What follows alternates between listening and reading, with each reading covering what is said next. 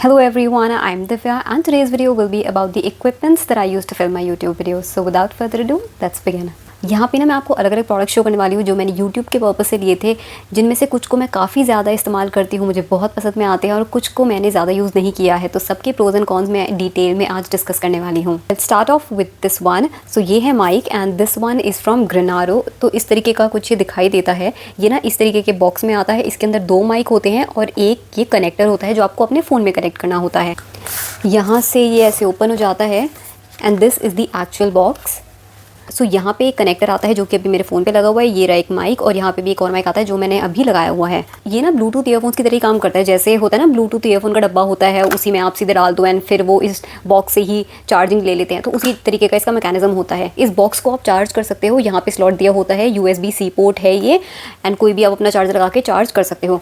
वैसे इन्होंने इसमें एक वायर भी दी होती है लेकिन चार्जिंग का अडेप्टर नहीं दिया होता है इसमें। ये रही चार्जिंग केबल एंड ये इसमें ना एक कनेक्टर दिया होता है। ये वाला आईफोन के लिए है। काफ़ी अलग अलग वेरिएंट्स में अवेलेबल होता है, जैसे सिंगल माइक का होता है, डबल माइक का होता है और ऐसे ही एक यूनिवर्सल आता है और एक आई थिंक सिर्फ एंड्रॉयड के लिए आता है। तो मैंने ये यूनिवर्सल वाला लिया था। सो यूनिवर्सल वाले में क्या होता है कि ये वाला माइक ना आपका एंड्रॉयड फ़ोन्स में भी काम कर जाएगा एंड आईफोन वगैरह में भी काम कर जाएगा। तो इसलिए ये कनेक्टर दिया होता है जो आप आईफोन में कनेक्ट करने के लिए यूज़ कर सकते हो। जैसे आप देखोगे कि इसकी पिन जो है वो आईफोन वाली इसकी पिन है। तो आप क्या करोगे, जो कनेक्टर अभी जैसे मैंने अपने फ़ोन पर लगाया हुआ है उसको आप यहाँ लगाओगे एंड देन अपने आईफोन में इसको लगा दोगे।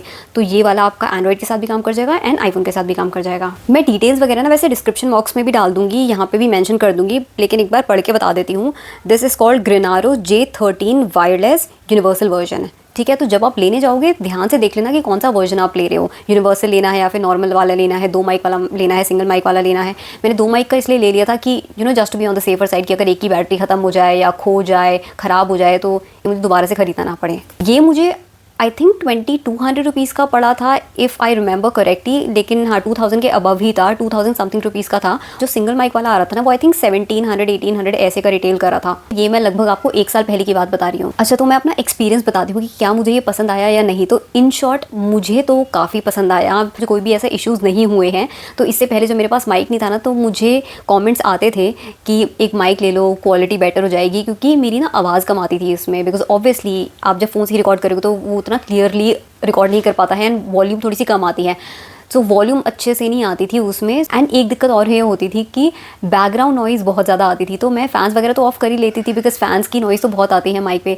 बट द थिंग वॉज कि मैं AC भी नहीं चला सकती थी। तो अगर AC को एकदम हल्की स्पीड पे भी चला रही हूँ ना तो भी उसमें वो नॉइज़ आ जाती थी। तो एकदम गर्मी हो रही होती थी इतनी मई जून की और मैं ऐसे तरबतर हो रही होती थी पसीने में, लेकिन I just couldn't turn on the fan या फिर AC क्योंकि नॉइज़ आ जाती थी उसमें। मैंने फाइनली ये माइक लिया and I am very very happy with it. मैंने बहुत ज़्यादा रिसर्च नहीं करी थी, थोड़ी सी ही रिसर्च करी थी एंड वो क्विक रिसर्च पे मुझे यूट्यूब से यही आइडिया लगा था कि ये वाला माइक अच्छा है अगर आपको एक एक डिसेंट रेंज में चाहिए, कि बिल्कुल सस्ता भी नहीं लेना है लेकिन आप बहुत महंगे एकदम रोड वगैरह के माइक्स पे भी नहीं जाना चाहते हो, एक मिड रेंज वाला आपको चाहिए तो उसमें डिसेंट क्वालिटी का आपको ये मिल जाएगा। And yes, I completely agree to it. इसको आप रोड से कंपेयर मत करना, उसमें ज़्यादा क्रिस्प आ जाएगी वॉइस, बट स्टिल इसकी भी जो क्लैरिटी है वो काफ़ी अच्छी है एंड वॉल्यूम भी अच्छी है, मुझे कोई इशूज़ फेस नहीं हुए हैं। One more thing that I was really really impressed with, जो कि मैंने एक्सपेक्ट नहीं की थी, वो है इसकी बैटरी लाइफ। मुझे ना ये चार्ज करने की ज़रूरत ही नहीं पड़ती, इतना लंबा काम करती है। ऑल्दो मैं उतना रेगुलरली फिल्म नहीं करती हूँ बट स्टिल बॉक्स को आप एक बार चार्ज कर लो एंड उसी में आप यूज़ करो माइक, दोबारा से डाल दो तो ये माइक अपनी चार्जिंग लेते रहते हैं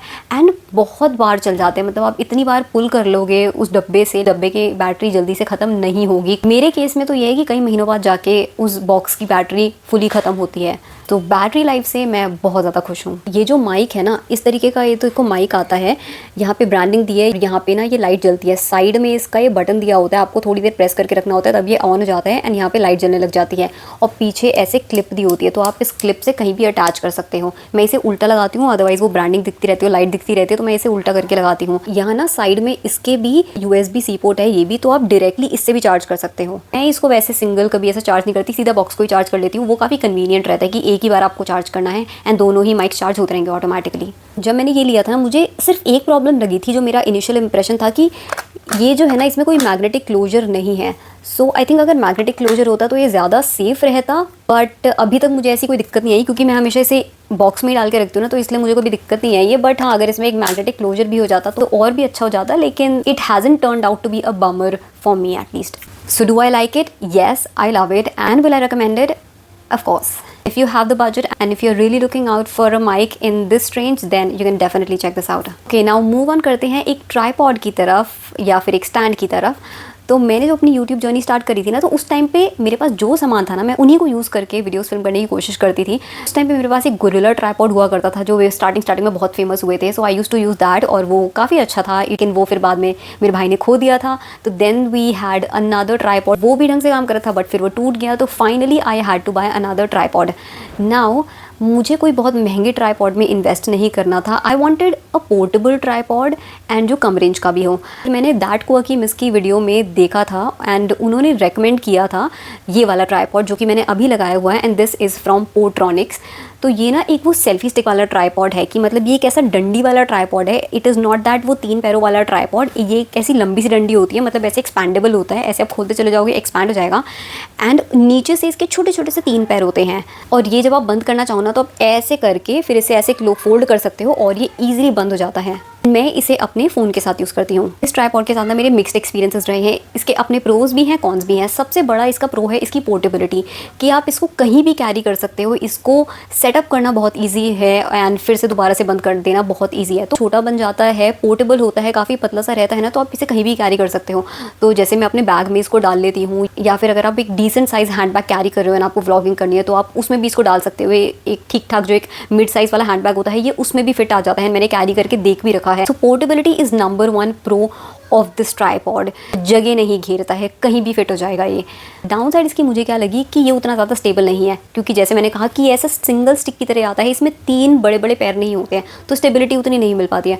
तो मान लो अगर आपने कभी फ़ैन चला हुआ है ना, कि ऐसे आप बोल के वीडियो रिकॉर्ड नहीं कर रहे हो, वॉइस ओवर कर रहे हो, या फिर कोई आपने गाना ही लगाना है, तो बस ऐसे ही अगर आप वीडियो रिकॉर्ड कर रहे हो, आपने फ़ैन वगैरह थोड़ा तेज़ स्पीड में चला रखा है, तो ये ट्राईपॉड भी हिलने लगता है। तो उसकी वजह से ना फ़ोन हिलता है एंड वीडियो भी हिलने लग जाती है। मैं अगर इसको AC के सामने रख दूँगी ना एंड फ़ैन AC का तेज़ कर दूंगी तो ये उसकी हवा से भी ये थोड़ा सा हिलने लग जाता है। तो स्टेबिलिटी की इसमें दिक्कत रहती है। तो मुझे कभी अगर ऐसी वॉइस ओवर वाली वीडियो या दूसरे टाइप की वीडियोस भी फिल्म करनी होती है ना, तो मैं फ़ैन वगैरह तो तेज़ स्पीड पे नहीं चलाती हूँ या बंद ही कर देती हूँ, क्योंकि मुझे पता है कि फिर वीडियो हिलती हुई आएगी।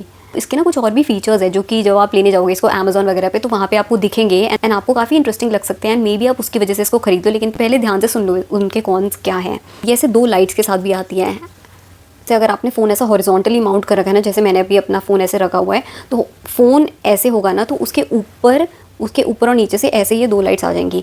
ये 2 लाइट भी वैसे चार्जेबल होती हैं। इसकी इंटेंसिटी और कलर वगैरह चेंज हो सकता है। सो इसके साथ दिक्कत क्या होती है कि इसकी इंटेंसिटी बहुत कम है, इसका इफेक्ट विजिबल ही नहीं होता है, मतलब ना के बराबर इसका इफेक्ट होता है।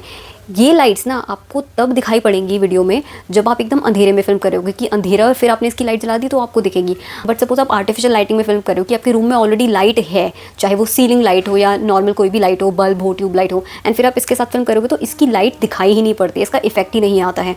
तो प्लीज़ ध्यान में रखना, इस लाइट के चक्कर में इसको मत लेना। मैंने जब डार्क वर्क की मिस की वीडियो देखी थी ना, उन्होंने बताया था कि इसमें लाइट आती है एंड इसका ऐसा हल्का सा इफेक्ट है ये वो, तो तब मुझे लगा था कि अरे वाह यार, मेरा दोनों का काम हो जाएगा, मेरा ट्राईपॉड का भी काम हो जाएगा एंड लाइट वाला इशू भी सॉल्व हो जाएगा। और इस वजह से मैंने इसको ले लिया था। बट नहीं, ये लाइट का काम नहीं करेगा ये वाला ट्राईपॉड। एक और इसका फीचर जिससे ये सेल होता है वेरियस साइट्स पे, आपको बड़ा फैंसी तरीके से दिखाया जाता है कि ये एक सेल्फी स्टिक की तरह काम करता है। आप इससे ऐसे करके वीडियोज़ ले लो, फोटोज़ ले लो, एंड इसमें ब्लूटूथ मैकेनिज्म भी है। बट आप नहीं कर पाओगे, वो बस एक फीचर ही बन के रह जाएगा, because it is not practical. जब ये मैंने लिया था ना, स्टार्टिंग मैंने ट्राई करके देखा था, आप इसको ऐसे पकड़ के फिल्म करने की कोशिश करोगे ना, वीडियो रिकॉर्ड करने की कोशिश करोगे, आपका हाथ दुख जाएगा, क्योंकि काफ़ी भारी होता है यार। सबसे पहले तो इस ट्राईपॉड का एक अपना वेट होगा, आपका फ़ोन का भी वेट होगा। आप इतनी दूर से पकड़ रहे हो तो यहाँ पे ना आपके शोल्डर्स पे बहुत ज़्यादा स्ट्रेन पड़ेगा एंड आप रिकॉर्ड नहीं कर पाओगे। सेकेंडली, इतनी दूर से आप अपने फ़ोन को पकड़ रहे हो, वेट भी आ रहा है, तो आपका हाथ शेक करने लगेगा। तो इन एनी केस वो वीडियो शेक ही आएगी, वो यूजेबल नहीं रहेगी आपके लिए वीडियो। सो वो सेल्फी स्टिक वाला जो कॉन्सेप्ट है कि ऐसे करके हम रिकॉर्ड कर लेंगे, शूट कर लेंगे, वो प्रैक्टिकल बिल्कुल भी नहीं है। तो आई विल से ये वाला ट्राईपॉड तभी लेना if you are looking for portability. आपको लगे भाई मेरे रूम में इतनी जगह नहीं है, मुझे कोई ऐसी चीज़ चाहिए जो छोटी सी जगह पे फिट हो जाए, कभी भी मैं इसको निकाल लूँ, कभी भी मैं रख लूँ, तो फिर इसको लेना।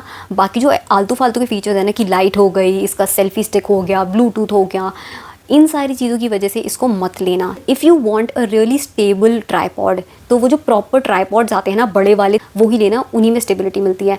एक चीज़ और मैं बताना भूल गई भावनाओं में, कि इसके साथ पता क्या होता है, जब मैं वीडियो रिकॉर्ड करी होती हूँ ना एंड सपोज मेरे को पॉज करना है, तो कई बार तो मैं पॉज करती ही नहीं, बिकॉज मैं पॉज करने चाहूँगी तो फ़ोन वो हिलता है, फिर वो थोड़ी देर ऐसे हिलते हिलते रुकेगा, टाइम लग जाता है।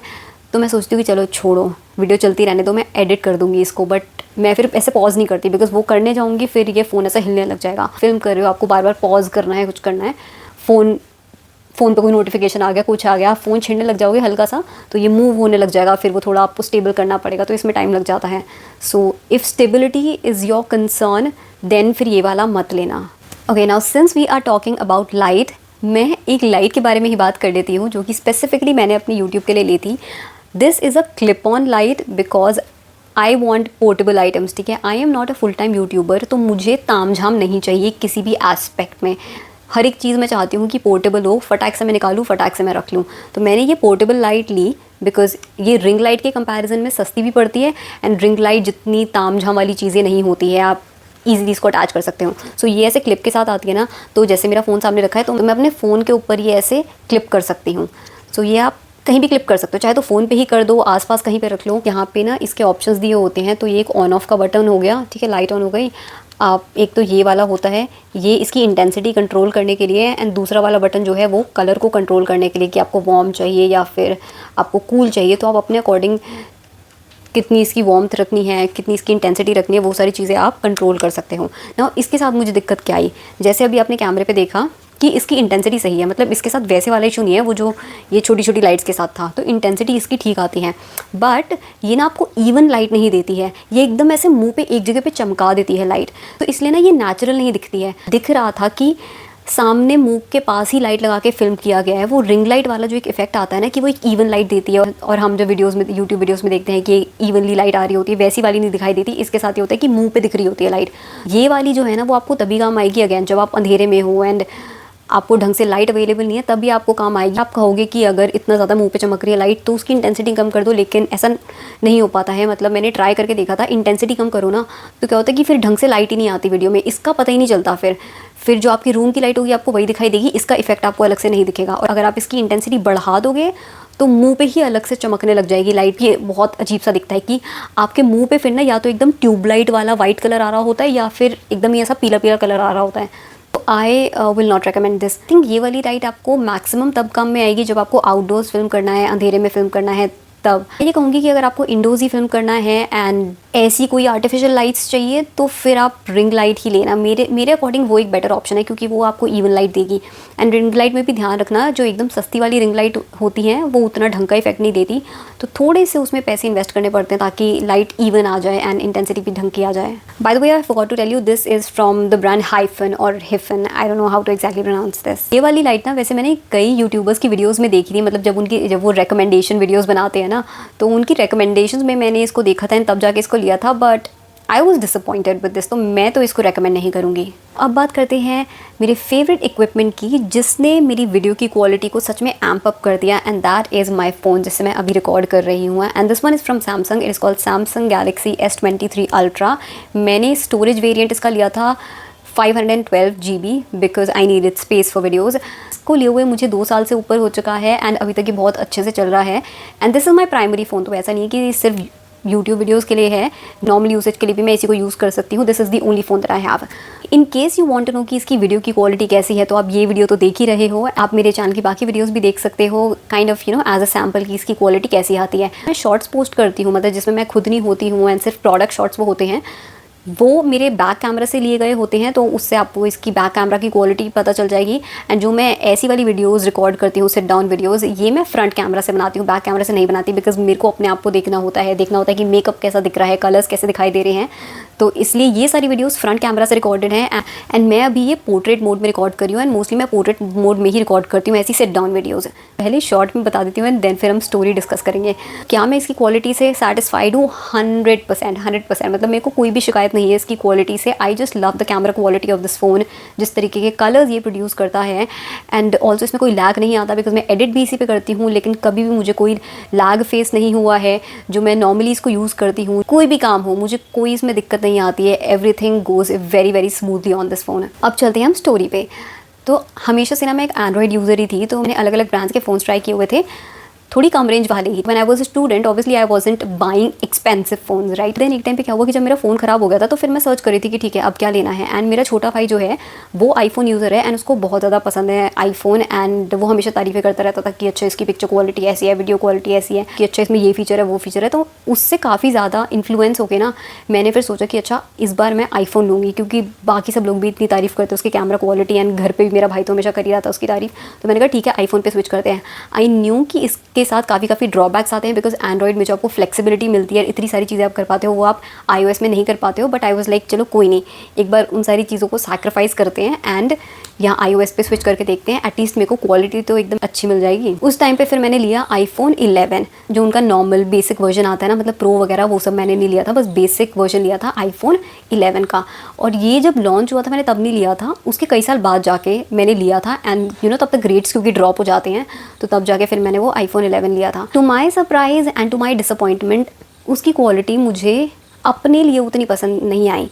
नाउ वाई, क्योंकि मैं वीडियोज़ इंडोज़ में शूट करती हूँ एंड इंडोज़ में मुझे नहीं लगता कि आईफोन उतने अच्छे से कलर्स को कैप्चर करता है। आई पर्सनली फील कि बहुत ज़्यादा पीला बना देता है आईफोन वीडियोज़ को भी फ़ोटोज़ को भी इंडोज़ में। आउटडोर्स में क्वालिटी उसकी बहुत ही अच्छी आती है एंड कलर जो होते हैं बहुत ही एकदम ट्रू कलर्स कैप्चर होते हैं, लेकिन इंडोज़ में सब कुछ इतना पीला पीला आता है। तो उस टाइम पे मैं जब वीडियोज़ रिकॉर्ड कर रही थी यार, इतनी पीली वीडियोज़ आ रही थी, फ़ोटोज़ इतनी पीली आ रही थी and I was highly disappointed, because मैं ऐसे मेकअप वीडियोज़ फिल्म करती हूँ, so obviously I want accurate colours because I am showing products to other people. तो 100% एक्यूरेट नहीं होते हैं, लेकिन फिर भी क्लोज टू ट्रू कलर्स तो होना। But everything was turning out to be so yellow and so warm. उस टाइम पे फिर मैंने अपने किसी पुराने फ़ोन से वीडियोस कुछ शूट करना चालू किया एंड आईफोन तभी अपना उठाती थी जब एकदम मेरे को नेचुरल लाइट में कुछ प्रोडक्ट शॉट्स लेने हैं, तो तब मैं वो लेती थी। तो नेचुरल लाइटिंग में जो शॉट्स आते थे ना, प्रोडक्ट शॉट्स, वो तो बहुत अच्छे से आते थे, बट इंडोज़ में मज़ा नहीं आ रहा था बिल्कुल भी। हाँ, एक चीज़ जो मैंने ऑब्ज़र्व की थी जो मुझे बहुत पसंद आई थी वो है आईफोन का स्टेबलाइजेशन, कि उसकी वीडियोस में जो स्टेबलाइजेशन होता है ना, इट इज़ जस्ट अनमैच्ड। मतलब अभी भी एंड्रॉयड फ़ोन्स में वैसे वाला स्टेबलाइजेशन नहीं मिलता है। मेरा भी जो फ़ोन है ना, मुझे ये बहुत पसंद है, लेकिन आईफोन वाला स्टेबलाइजेशन इसमें भी नहीं है। कि आईफोन का जो वीडियो का स्टेबलाइजेशन होता है ना, वो एकदम अलग से ही पता चल जाता है। कि अगर आप वीडियोज़ की देखोगे आईफोन की, तो आपको पता चल जाएगा कि ये आईफोन से बनी हुई है। इसलिए आई फील कि वो जो स्टेबलाइजेशन है ना, वो व्लॉगिंग में सबसे ज़्यादा काम आता है, तो इसीलिए व्लॉगर्स उसको इतना ज़्यादा लेते हैं। But if you are not a vlogger, आपको ऐसे सिट डाउन वीडियोज़ ही रिकॉर्ड करनी है, तो पहले सोच लो कि do you even need that stabilization और नॉट। कि मेरे लिए वो स्टेबलाइजेशन किसी काम का नहीं था। ठीक है, फ़ोन में एक वो फीचर था कि कभी घूमने चले गए, वहाँ की वीडियोज़ रिकॉर्ड करनी है, तो काम का था, बट वीडियोज़ फिल्म करने के लिए it wasn't useful for me. जब ये सब हो ही गया था कि मुझे वीडियो कलर्स में मज़ा नहीं आ रहा था एंड जो iOS में आके एकदम ही शिफ्ट ऑफ एनवायरनमेंट हो जाता है, उससे भी मैं परेशान थी ही। तो मैंने डिसाइड कर लिया था कि भाई अगली बार पे जब मेरे को स्विच करना होगा ना, तो मैं ये तो नहीं लेने वाली हूँ। iOS से बस हो चुका है मेरा, अब मेरे को दोबारा से एंड्रॉयड पे स्विच करना है। I will buy a good Android phone, लेकिन I don't want to buy another iPhone. तो मैंने उसको 1.5 साल चलाया, 1.5 से 2 साल चलाया and then I switched on to this phone. तो उस टाइम पे मैंने सर्च किया कि एंड्रॉयड में अच्छे फ़ोन्स कौन से अवेलेबल हैं, and at that point of time the best Android available in the market was Samsung Galaxy S23 Ultra and इसीलिए आई वेंट फॉर दिस। इसको सबसे ज़्यादा इसकी कैमरा क्वालिटी के लिए ही प्रेज़ किया गया था, इसलिए I was very much interested in this. And also मैं चाहती थी कि एक टाइम पे मैं पैसे खर्च करके ना एक ऐसा फ़ोन ले लूँ कि जो कई साल तक चले। मेरे को वो नहीं चाहिए कि मैं सस्ता फ़ोन ले लूँ एंड देन फिर वो मेरे को 1.5-2 साल में बदलना पड़ रहा है। मुझे चाहिए था कि एक बार मैं इन्वेस्ट कर लूँगी एंड कई साल तक उसको चलाऊँगी। तो कई साल चलाने के चक्कर में फिर आई हैड टू पे a very heavy price for this. काफ़ी महंगा पड़ा ये, but still I don't regret it, क्योंकि मैं काफ़ी ज़्यादा सेटिस्फाइड हूँ इससे। मैं यहाँ पे इतनी तारीफ़ें कर रही हूँ इस फ़ोन की, it doesn't mean that you have to go out and buy this. ठीक है, ऐसा कुछ नहीं है। Please don't feel pressurise to buy this phone.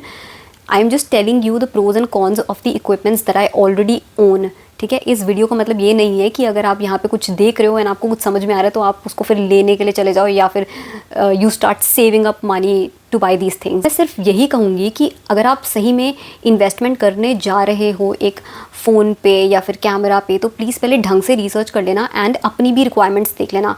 सिर्फ इस पे मत जाना कि बेस्ट क्या है, लोगों के अकॉर्डिंग बेस्ट क्या है, उनको क्या पसंद आ रहा है, या फिर अभी मार्केट में क्या रैंकिंग चल रही है, यू नो लाइक यूट्यूबर्स के अकॉर्डिंग नंबर 1 नंबर 2 क्या है।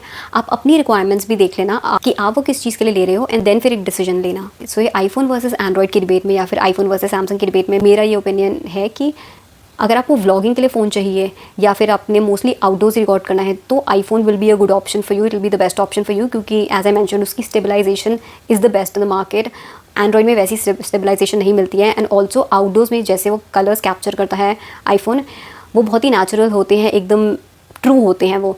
तो इसलिए आई थिंक व्लॉगिंग के लिए एंड आउटडोर शूटिंग के लिए वो बेस्ट ऑप्शन रहेगा। But if you have to film indoors, I think Samsung या फिर सम अदर एंड्रॉयड में भी अगर आपने कोई देख रखा हो, that will be a better option. मेरे लिए तो Samsung has worked out really well.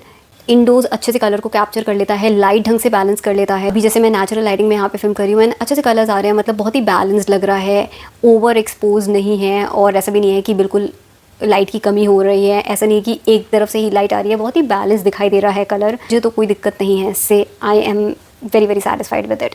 And I will say कि अगर आपको इंडोर्स फिल्म करना है and sit down videos record करनी है, so I think Samsung would be a better option, क्योंकि मेरे केस में तो मेरे को ऐसा फील हुआ। तो अगैन आई विल रिआइटरेट, ये सब सुन के ना एकदम फ़ोन लेने मत चले जाना, this is a huge investment. So if you are starting out your YouTube channel या फिर एकदम इनिशियल स्टेजेस पे हो तो एकदम इतने पैसे खर्च मत करने लग जाना। Make use of what you already have with you. एक गैजेट की और बात कर लेते हैं जो कि मैंने स्पेसिफिकली यूट्यूब के लिए नहीं लिया था, बट उस टाइम पे मुझे लगा था कि हाँ ये यूट्यूब में भी काम आ जाएगा, लेकिन मैं उसको यूज़ नहीं करती हूँ। वो है मेरा मैकबुक एयर। मैकबुक प्रो नहीं है मेरे पास, मैकबुक एयर है। तो मैंने उस टाइम पे इसलिए लिया था बिकॉज मेरे पास एक ढंग का लैपटॉप नहीं था। मतलब मेरे पास एक जो लैपटॉप था ना वो बहुत पुराना था एंड वो वैसा था कि जो होता है ना कि आपके घर में पड़े रहते हैं लेकिन किसी काम के नहीं होते, खुलते नहीं है, बैटरी एकदम खत्म हो जाती है, कुछ चलते वलते ढंग से है नहीं, वो वैसे पड़ा हुआ था। तो मेरे को लैपटॉप लेना ही था इन एनी केस। उस टाइम पे मैंने डिसाइड किया कि मैकबुक लूँगी, क्योंकि सब लोग कहते हैं कि ये बहुत सालों तक चलता है। एंड मेरा मेन कंसर्न ना लैपटॉप में ये था कि मुझे एक ऐसा लैपटॉप चाहिए जो सालों तक चल जाए, इसीलिए मैंने मैकबुक का सोचा। मेरे को लगा कि ठीक है अगर मैं इसको ले रही हूँ तो फिर मेरा ये यूट्यूब एडिटिंग में भी काम आ जाएगा, लेकिन नहीं। क्यों?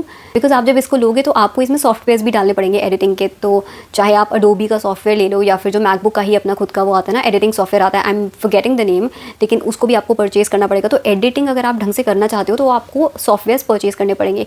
बट एकदम यूट्यूब के इनिशियल स्टेजेस पे इतना पैसा खर्च करना एडिटिंग सॉफ्टवेयर्स में इज़ नॉट एडवाइजेबल, मैं तो रेकमेंड नहीं करूँगी। तो इसलिए मैंने कोई ऐसे सॉफ्टवेयर्स परचेज नहीं किए एंड मैंने फिर इसलिए इस पर एडिटिंग भी नहीं करी। और मुझे फिर ये भी लगता था कि मैं रिकॉर्ड फ़ोन से कर रही हूँ तो फिर मैं पहले अलग से उसको ट्रांसफ़र करूँ, इतना तामझाम, एंड देन फिर उस पर एडिट करूँ, सॉफ्टवेयर भी पहले ढंग का नहीं है एंड सॉफ्टवेयर पे लूँ, उसको सीखूँ एंड ऑल ऑफ दैट। तो मैंने कहा चलो फ़ोन पे ही कर लेते हैं एंड अभी तक भी मैं फ़ोन पे ही एडिट करती हूँ और सबसे बढ़िया काम करता है, क्योंकि अगर आप फ़ोन पे ही रिकॉर्ड कर रहे हो तो ट्रांसफ़र करने की बजाय फ़ोन पे ही एडिट कर लो ना। जैसे मैं वीडियोस बना रही हूँ या फिर ऐसे बहुत से यूट्यूबर्स बनाते हैं तो हमको कोई बहुत ही हाई लेवल ऑफ एडिटिंग की ज़रूरत नहीं होती, ऐसे हाई बहुत ही महंगे सॉफ्टवेयर की, बिकॉज आई थिंक बहुत ही बेसिक से फीचर्स हमको चाहिए होते हैं। ठीक है, एडिटिंग में चाहे मेहनत लग जाए बार बार कट्स लगाने में एंड ऑल ऑफ दैट, लेकिन ऐसा नहीं कि तगड़े फीचर्स हमको चाहिए होते हैं। काफ़ी बेसिक सॉफ्टवेयर जो होते हैं ना फ़ोन में ही जो मिल जाते हैं, फ़ोन में जो ऐप्स होते हैं जिनको आप फ्री के लिए यूज़ कर सकते हो, वो ही काम कर जाते हैं। So moral of the story is कि जब आप यूट्यूब की इनिशियल स्टेजेस पे हो तो आपको लैपटॉप में इन्वेस्ट करने की ज़रूरत नहीं है, बिकॉज आप प्रॉबली उस टाइम पे फ़ोन से फिल्म कर रहे होंगे तो फ़ोन से फिर लैपटॉप में क्यों ही ट्रांसफ़र करना, फ़ोन में एडिट करना ज़्यादा ईजी है। एंड अगर आप लैपटॉप में ट्रांसफ़र करोगे भी तो उसके लिए आपको सॉफ्टवेयर चाहिए होंगे अलग से, उसके लिए आप पैसे दोगे, तो इतनी भसड़ में क्यों ही जाना। बट हाँ, शॉर्ट में बोलूँगी कि वैसे मेरा एक्सपीरियंस कैसे रहा है मैकबुक एयर के साथ, आई विल से कि बहुत ही ज़्यादा स्मूथ है। आज तक मैंने इतना स्मूथ लैपटॉप यूज़ नहीं किया है, इससे ज़्यादा स्मूथ कुछ भी मैंने ट्राई आउट नहीं किया है अभी तक। एंड लिटरली जब मैं बाकी लैपटॉप चलाती हूँ ना, इसको चलाने के बाद मेरे को वो डब्बा लगते हैं।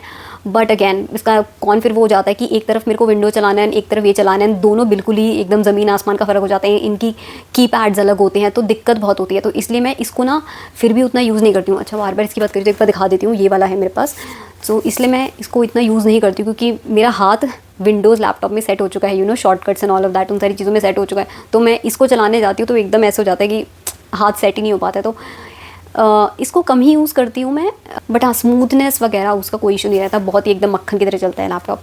सो if you are not very use to that Windows environment तो आपके लिए एक अच्छा ऑप्शन होगा। So that was all from my end. I hope you enjoyed watching this video and found it helpful. अगर आपको ये वीडियो हेल्पफुल लगी हो, यूज़फुल लगी हो, then please do like the video and you can also subscribe to my channel for more content and I will see you in my next one. Till then, take care and bye.